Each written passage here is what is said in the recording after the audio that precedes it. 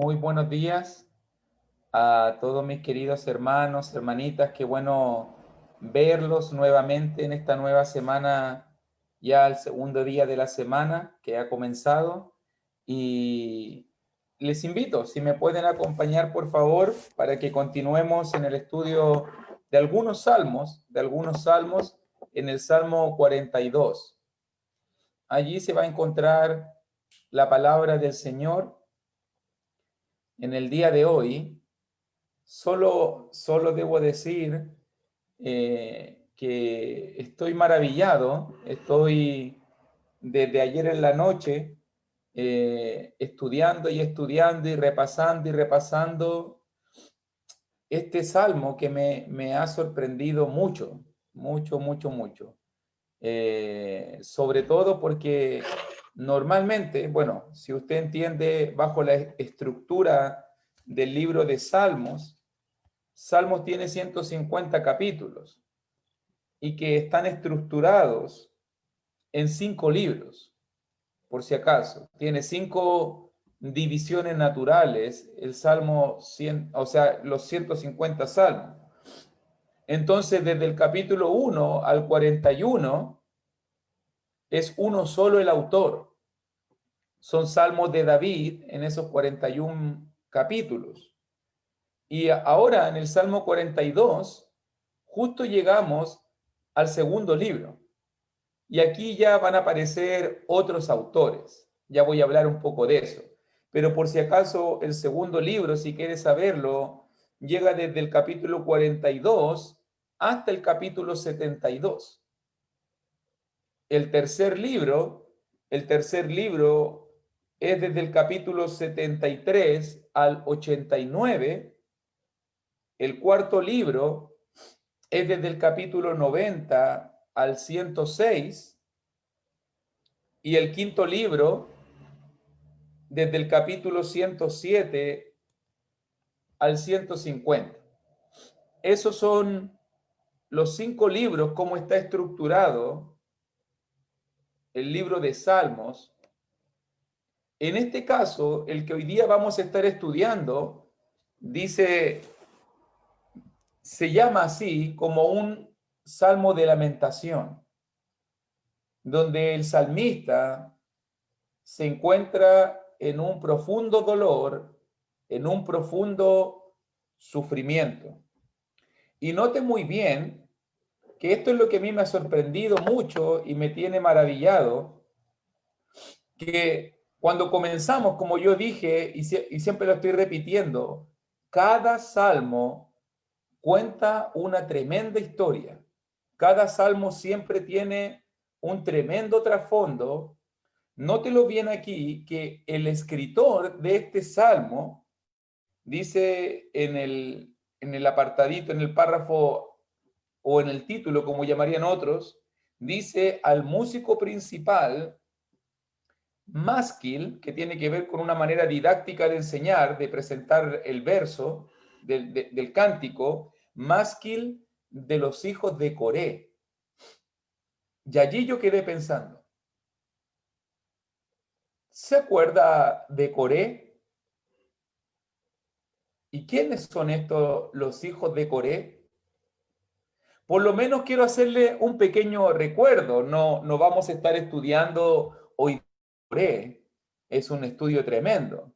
Pero ¿se acuerda que cuando el pueblo de Israel se encontraba vagando por el desierto, en ese momento dentro de los hijos de Leví, de los levitas, de los sacerdotes, surgió un complot contra Aarón?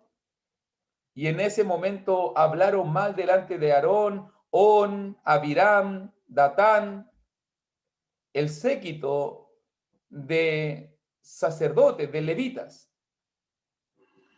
Y en ese momento Dios intervino, mostró su gloria, mostró la preferencia del sacerdocio de Aarón, y en ese momento separaron 250 sacerdotes, más Aarón y sus hijos, y cada uno ofreció el incienso a Jehová. En ese momento. la gloria de Dios se manifestó, Dios mostró su aprobación con Aarón, y Dios estaba tan molesto, irritado, en la palabra que estaba revisando en número 16. Todo esto que estoy diciendo aparece en número 16. Y en ese momento Dios abrió la tierra a petición de Aarón y tragó vivos a 250 varones, incluido el rencilloso, el falto de respeto de Coré, el que no se sujetó al liderazgo de Aarón. Y allí murió Coré. Y muchos de nosotros, o por lo menos yo pensaba, y vuelvo a decírselo, preparando este salmo, yo pensaba que Coré había muerto, él con toda su familia, porque la familia de Datán, la familia de On, la familia de Abirán, murieron todos y fueron tragados vivos. Y llega un pasaje que es el número 26, si quiere anotarlo por ahí, si quiere verlo también se lo agradecería, pero el número 26, mirando el trasfondo de este salmo, cuando miramos en el versículo 10,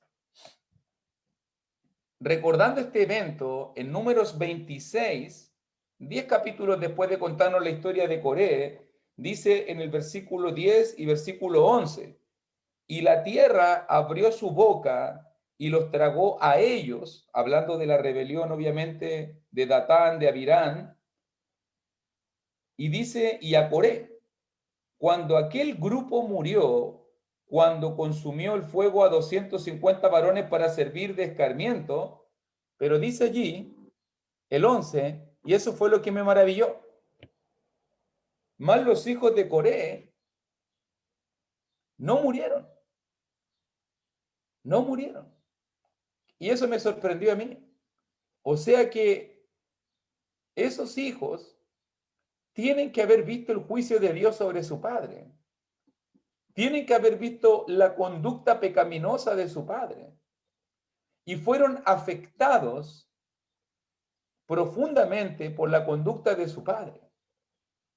Y desde aquí en adelante, desde número 26 en adelante, cuando se habla de los hijos de Coré, lo único que se va a hablar de los hijos de Coré y de generación en generación, porque recuerde que número 26 está a una distancia de Salmo 42, cientos de años por lo menos. O sea que los hijos de Coré, estos hijos de Coré que vieron a su padre ser tragado vivo, consumido por Dios, pasaron de generación en generación. Mira lo que nos sucedió por apartarnos, mira lo que le pasó a mi padre, mira lo que le pasó a mi padre, mira lo que le pasó a mi padre, de generación en generación, y después ellos se volvieron, los hijos de Coré. Me acuerdo yo que estudiamos Segunda de Crónicas 20, en los tiempos de Josafat, ¿se acuerda? Y los que estaban encargados de cantar las alabanzas en el templo, los hijos de Coré. Y yo dije, lo leí. Claro, y habían pasado cientos de años, y los hijos de Coré entendieron la conducta de su padre, de su progenitor, y cambiaron. Y se volvieron el grupo por excelencia de quienes alababan y quienes estaban en la presencia de Dios. Y cuando miramos nosotros, por lo menos los hijos de Coré escribieron hartos salmos. Escribió el 42, escribió el 43, si usted quiere verlo, 44, 45, hasta el 49, 46, 47, 48 y 49, fue escrito por los hijos de Coré. Y también cuando miramos en la porción de los 80, 84, 85, 88, 87, 89, también fue escrito, o sea, escribieron varios salmos. Fueron bendecidos incluso con la inspiración del Espíritu Santo para dejarnos estos cánticos, estos lamentos, estas tremendas enseñanzas. O sea, aprendo antes de comenzar este salmo que no por la conducta pecaminosa de un padre, no por la influencia negativa de un progenitor, de una familia, yo voy a ser igual. Los hijos de Coré aprendieron la lección. Y los hijos de Coré me enseñan que yo no tengo que heredar, que yo no tengo que traer las cadenas de mis antiguas generaciones. Los hijos de Coré cambiaron, los hijos de Coré fueron excelentes, los hijos de Coré, como levitas, comenzaron a servir de una manera correcta. Coré quedó recordado como un hombre malo, como un hombre que fue tragado vivo, pero sus hijos fueron recordados. Por lo menos su descendencia fue recordada como una descendencia fiel, como los más excelentes, como los más dulces cantores de Israel. Y eso a mí me sorprendió, dije, wow, comenzando el Salmo 42, ya me doy cuenta qué maravillosa enseñanza va a traer este hijo de Coré. Entonces, fíjese muy bien cuáles son las circunstancias. No se identifica por nombre, obviamente, porque lo pone en plural. Obviamente que este salmo fue compuesto por uno de ellos. Me imagino que esto tiene que ver con un tema de humildad, con un tema de no destacar a un hombre, sino que obviamente fue como para no destacarlo, lo puso de esa manera genérica, másquil de los hijos de Coré. Pero fíjese bien cuáles son las circunstancias de este varón, de este levita. Si comenzamos a mirar, por ejemplo, versículo 3, fueron mis lágrimas. Recuerde que dije que es un salmo de lamentación. Fueron mis lágrimas, mi pan de día y de noche. Mientras me dicen todos los días, ¿dónde está tu Dios? Recuerde que él es un sacerdote. Recuerde que es un hombre encargado de adorar, de alabar a Dios. Pero parece que este escritor del Salmo 42, parece que había sido desterrado, parece de que había sido apartado del servicio a Dios, parece que había caído. Y estaba en este momento rodeado de personas que estaban dañando su vida.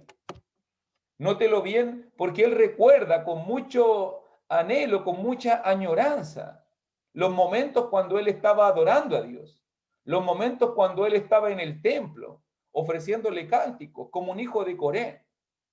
Fíjese bien también, versículo 4, derramo mi alma. Quiero notar las palabras que describen la profunda tristeza, el profundo dolor, la profunda angustia, la desesperación para este hijo de Coré.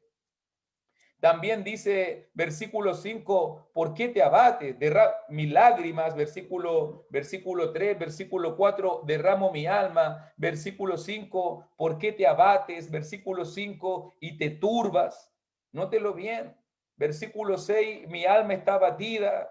Versículo 7, note el versículo 7, un abismo llama a otro a la voz de tus cascadas. Este salmista se sentía como en un precipicio, al borde del abismo, a punto de caer. ¿Has sentido, mi hermano, desesperación a tal punto? Incluso dice versículo 7, todas tus ondas, es como que el mar y todo eso, sus olas, pasaban sobre él. Él está diciendo como que el mundo se le había venido encima, como que todo estaba cayendo sobre él. Está solo, está desesperado, está desesperado, está abatido. No, nótelo bien. Versículo 9, ¿por qué te has olvidado de mí? Se siente lejos de Dios, anda enlutado. Mis enemigos me afrentan.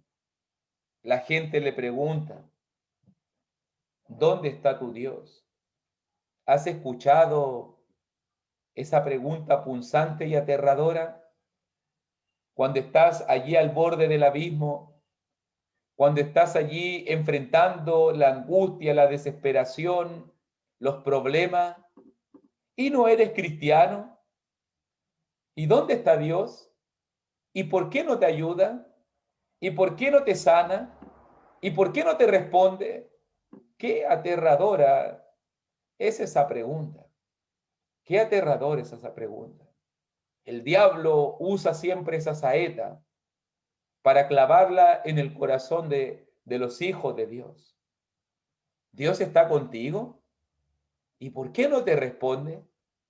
¿Dónde está tu Dios? Este salmista, este hijo de Coré, está sintiendo los dardos de fuego del maligno que lo aplastan, que lo dañan. Él recuerda con añoranza.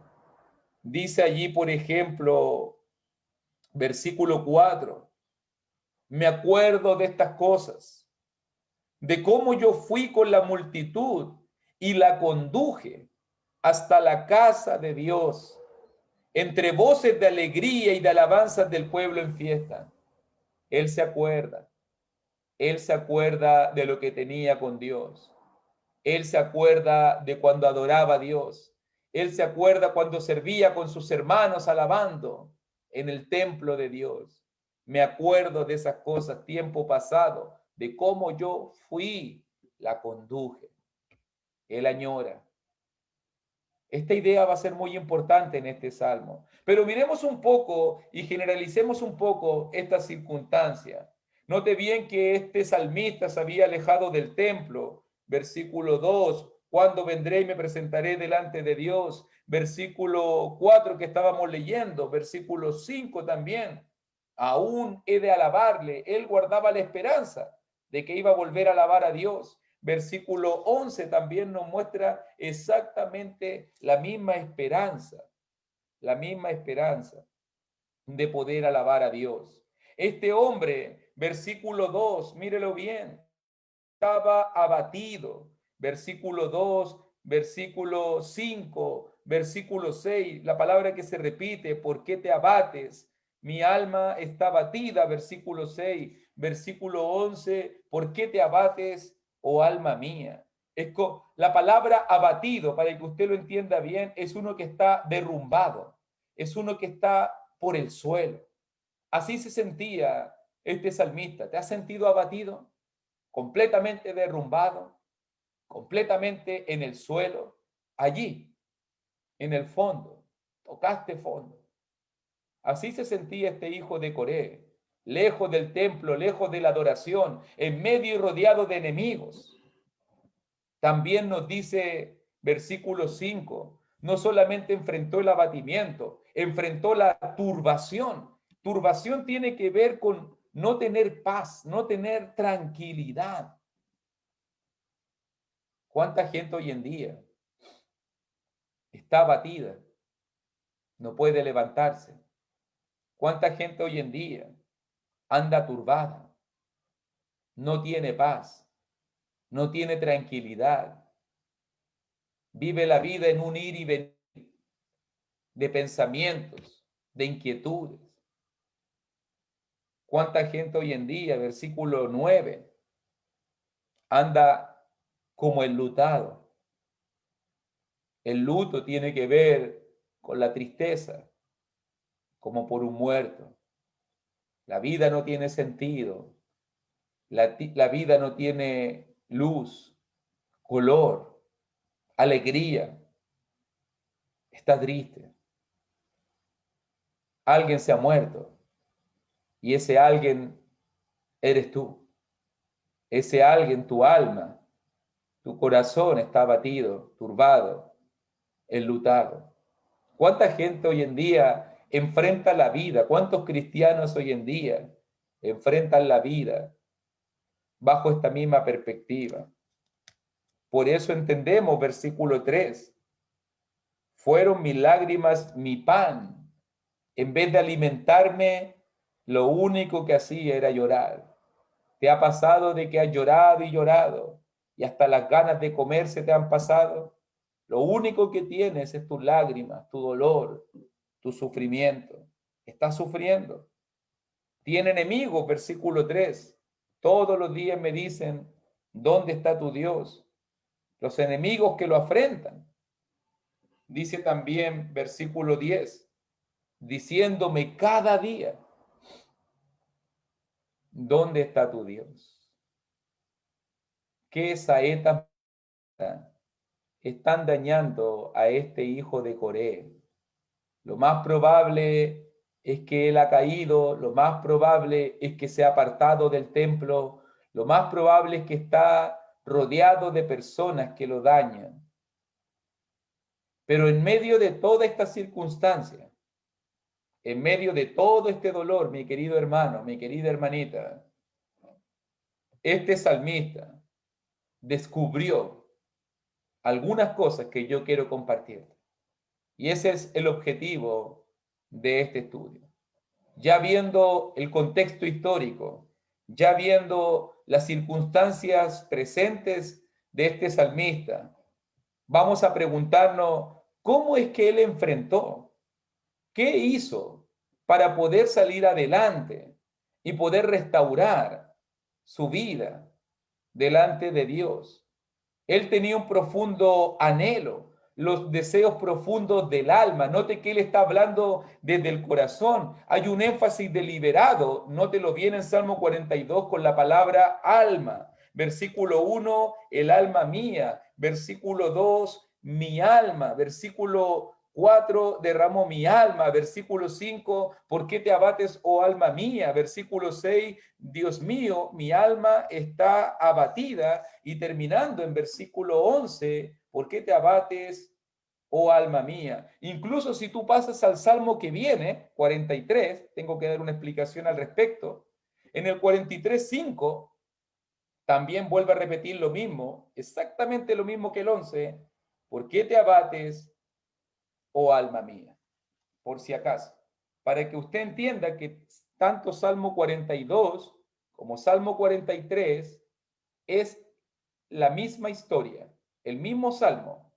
Fue separado, me imagino yo, por usos estilísticos, pero fue escrito por el mismo autor relatando la misma circunstancia. Lo único que el enfoque es diferente en un sentido, aunque el mismo anhelo del salmista es volver a adorar. Pero fíjese que cuando miramos Salmo 42, estaba mirando la estructura, por lo menos del 1 al 5, tiene que ver con añoranza. Él se recuerda dónde estaba, de dónde ha caído y lo que anhela. Ahí está su anhelo. Pero después de eso, versículo 6 al versículo 11, ve sus problemas, su afrenta. ¿Qué le pasó por haberse alejado de Dios? Del 6 al 11. Todo lo que le pasó, y ahí usted va a mirar todas las circunstancias negativas, sobre todo del 6 al 11. Y después cuando miramos del 43, del 1 al 5, que es muy cortito, vemos ahora cómo él renueva su esperanza.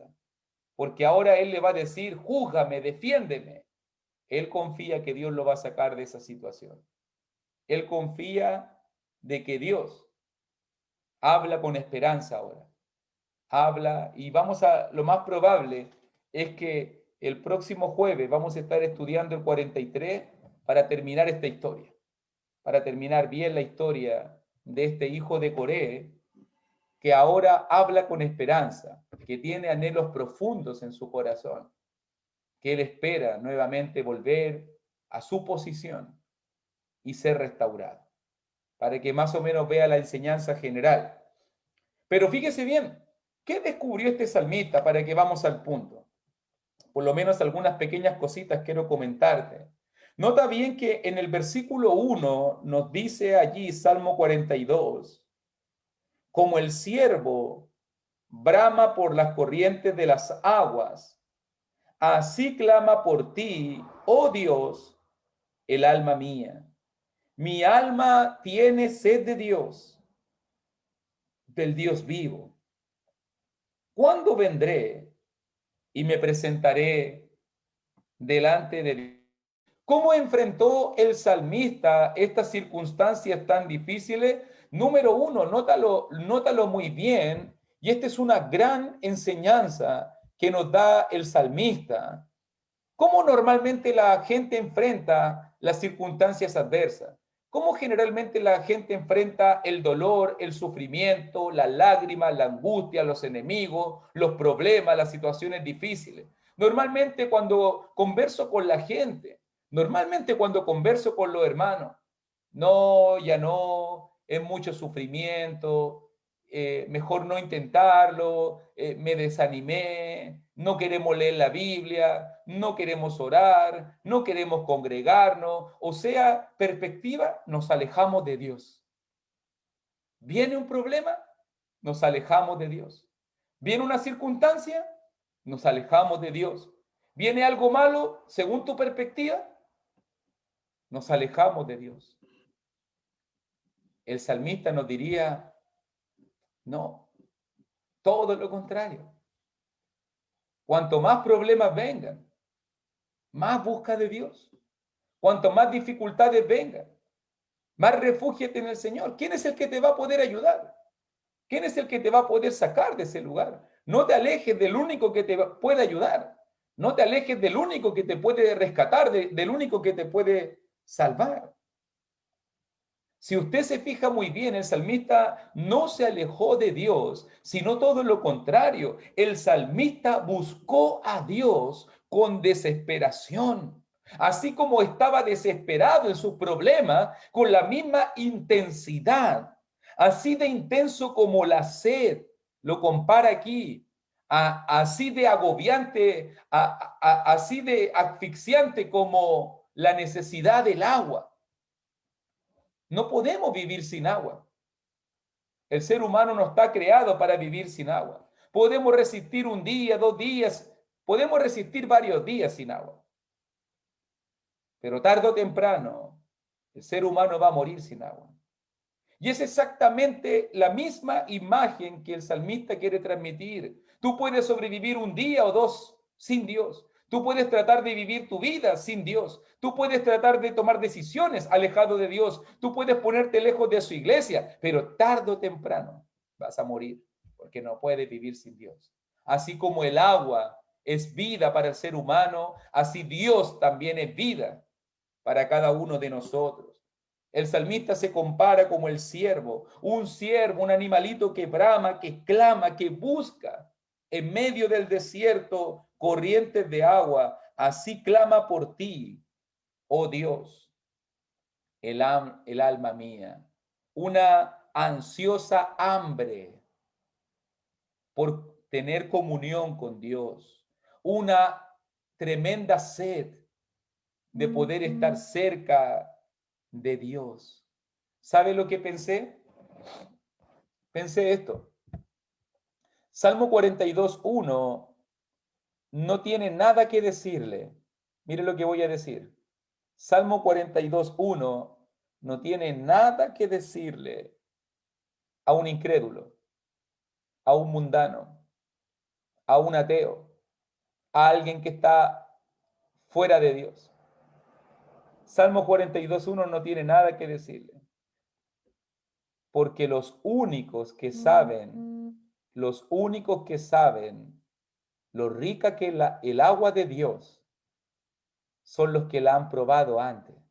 Este salmo cobra real valor cuando lo miras en su perspectiva. Solo aquellos que han disfrutado de las bendiciones de Dios, solo aquellos que han disfrutado de la comunión con el Señor, de la intimidad con el Señor, de la cercanía con el Señor y la han perdido, pueden anhelarla con tanta desesperación. Si tú nunca has disfrutado la cercanía con Dios, nunca la vas a anhelar porque no lo has tenido. Si tú nunca has probado esa agua, nunca la vas a desear con tanta ansiedad porque no la tienes, porque no has bebido de esa agua.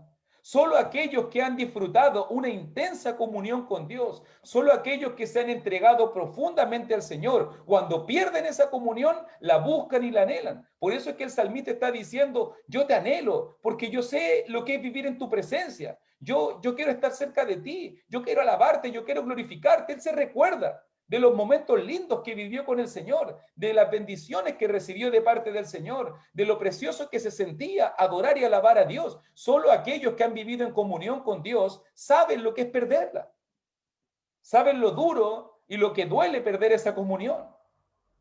Pero una persona que nunca ha tenido comunión con Dios, una persona que siempre ha vivido a medias tintas, que ha vivido lejos de Dios, que ha vivido a la distancia de Dios, nunca va a valorar la intimidad. Por eso es que cuando le preguntamos a la gente, ¿tienes hambre de Dios? ¿Tienes sed de Dios? ¿Tienes anhelo profundo por el Señor? La primera pregunta que debo hacerme antes, ¿he probado esto antes? ¿Lo he probado o no lo he probado antes? Porque si no lo has probado, nunca lo has disfrutado. ¿Cómo vas a tener anhelo profundo de Dios si siempre has vivido tu vida en mediocridad espiritual? Siempre has vivido tu vida dando lo justo y necesario, lo poco, lo limitado. El salmista puede decir lo que dice. Hay gente que mira, no, si yo tengo hambre y sed de Dios, pero si toda la vida has tomado pura agüita, si toda la vida has comido poquito, si toda la vida has tenido poca cercanía con Dios, ¿cómo vas a anhelar una cercanía más profunda? Solo aquellos que han estado allí, en la presencia del Rey, pueden anhelar esa presencia. Por eso que Él pregunta, ¿cuándo vendré y me presentaré delante de Dios? ¿Estamos buscando realmente de Dios? ¿Qué estamos haciendo en medio de los problemas? ¿Estamos buscando adorar más a Dios? ¿En quién nos estamos refugiando? ¿Quién realmente es el que nos está saciando? Porque tu hambre se sacia. Buscamos ser llenos de algo siempre. El salmista decidió ser lleno de Dios. El salmista decidió tener sed de Dios, hambre de Dios, anhelo de Dios, ansiedad de Dios. Dios era su obsesión, porque él conocía a Dios.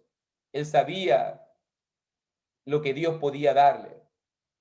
Él sabía lo maravilloso que es estar delante de Dios.